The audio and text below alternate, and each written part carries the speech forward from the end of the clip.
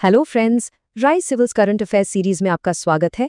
Last video में हमने बात की थी नेपाल राजनीतिक संकट की, जिसमें हमने कुछ डिटेल में उसके मुख्य कारण एटसेट्रा एक्सप्लेन किए थे।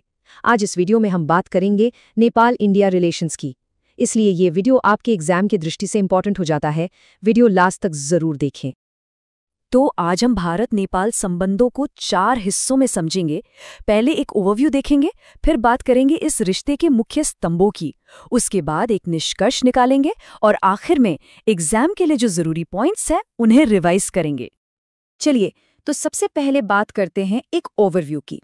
देखिए, इस रिश्ते की नींव में ना एक बहुत ही मजेदार पैराडॉक्स है। मतलब एक तरफ तो एकदम गहरे ऐतिहासिक संबंध हैं और दूसरी तरफ नेपाल अपनी सॉवरेनिटी, अपनी आज़ादी को लेकर बहुत ही ज़्यादा सेंसिटिव है।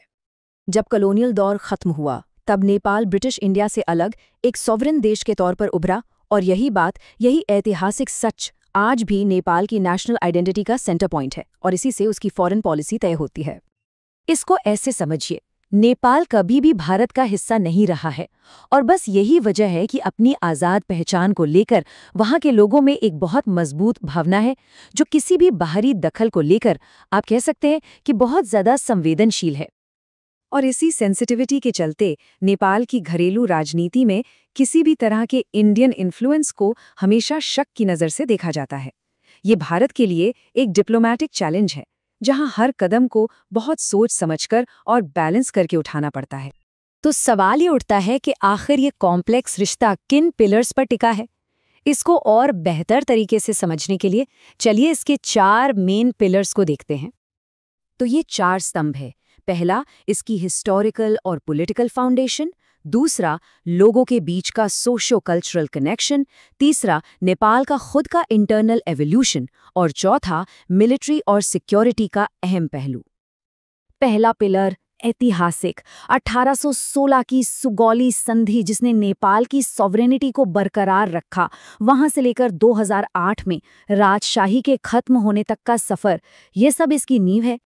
लेकिन क्या ये रिश्ता सिर्फ ट्रीटी और पॉलिटिक्स तक ही है? जी नहीं, बिल्कुल नहीं। जो चीज इसे सबसे खास बनाती है वो हमें इसके दूसरे पिलर में दिखती है, लोगों का आपस में जुड़ाव। और ये है वो मशहूर रोटी बेटी का संबंध। देखिए, ये सिर्फ एक कहावत नहीं है, ये भारत नेपाल बॉर्डर पर खासकर मधेसी कम्युनिटीज के बीच परिवारों और पीढ़ियों को जोड़ने वाली एक गहरी सामाजिक और सांस्कृतिक हकीकत है। अब आता है तीसरा पिलर, नेपाल का इंटरनल डेवलपमेंट। और यहाँ एक बड़ा दिलचस्प फैक्ट है, देश की करीब 20% आबादी ग्रेटर काठमांडू में रहती है। अब जब इतनी बड़ी आबादी एक जगह पर होती है तो जाहिर है नए आइडियाज और नए लीडर्स बहुत तेजी से अपनी जगह बना लेते हैं। इसका सबसे अच्छा उदाहरण है काठमांडू के मेयर बालेन शाह। उनके जैसे नए नेता जो हैं वो अब मुद्दों पर आधारित पॉलिटिक्स कर रहे हैं और ये नेपाल के बदलते हुए पॉलिटिकल सीन का एक साफ इशारा है। और चौथा और आखिरी पिलर है वहां की सेना का स्थिर रोल। अपने कई पड़ोसी देशों से अलग नेपाली आर्मी हमेशा से बहुत प्रोफेशनल रही है। उन्होंने कभी भी सत्ता पर कब्जा करने की कोशिश नहीं की, बल्कि एक अनुशासित फोर्स की तरह हमेशा शांतिपूर्ण तरीके से पावर ट्रांजिशन में मदद की है। तो इन चारों पिलर्स को अगर हम एक साथ देखें तो क्या तस्वीर सामने आती है? निष्कर्ष ये है कि इस रिश्ते का भविष्य एक बहुत ही नाजुक बैलेंस पर टिका हुआ है। ये बैलेंस है एक तरफ भारत के नेचुरल रीजनल इन्फ्लुएंस के बीच और दूसरी तरफ नेपाल की अपनी सॉवरेनिटी को लेकर गहरी चेतना के बीच। इसी बैलेंस को मेंटेन करना ही इस रिश्ते की सबसे बड़ी चुनौती भी है और सबसे बड़ी जरूरत भी। चलिए, अब फटाफट एग्जाम के पॉइंट ऑफ व्यू से इन सभी बातों का एक क्विक रिवीजन कर लेते हैं।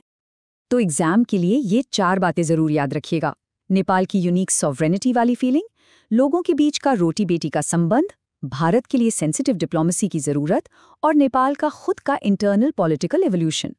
ये चारों पॉइंट्स ही भारत नेपाल संबंधों की पूरी कहानी बताते हैं। तो दोस्तों, आज के लिए इतना ही। मिलेंगे नेक्स्ट वीडियो में एक इम्पॉर्टेंट टॉपिक के साथ जो आपकी तैयारी को और मजबूत बनाएंगे। ऐसे ही वीडियोस देखने के लिए बने रहें राइस सिविल सर्विसेज यूट्यूब के साथ। थैंक्स।